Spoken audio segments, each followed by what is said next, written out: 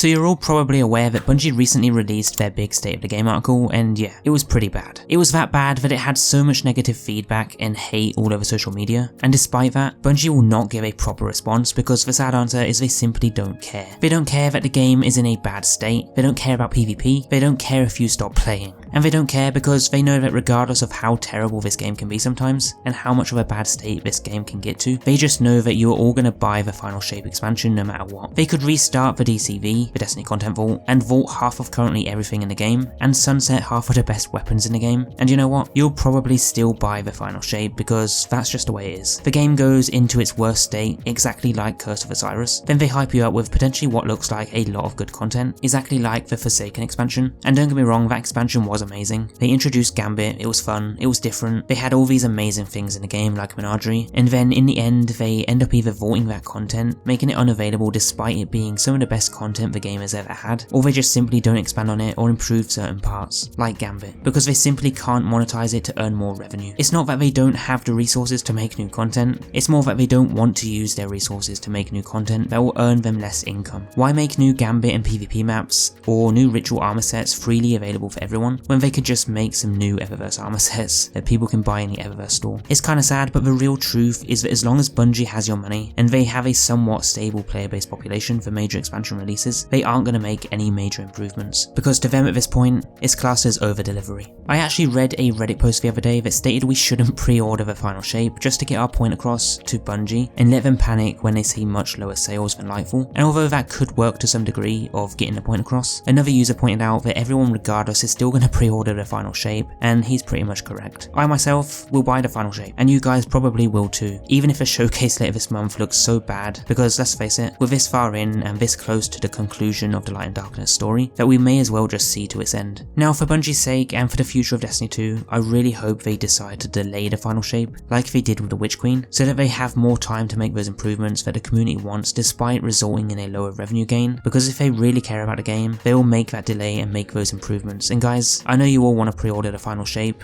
I do too, but I'm going to wait a while before I do, and I honestly think you should too. It probably won't make much of a difference, but if we all just sit here moaning and pre-order the Final Shape anyway, then we're just going to repeat the same cycle with Lightfall. The game is dead, we get a big release, the game hits a record high, then right afterwards we're all moaning again. If we do nothing, don't expect anything to change. Only your pocket can determine the future of Destiny 2. Not Bungie, just you.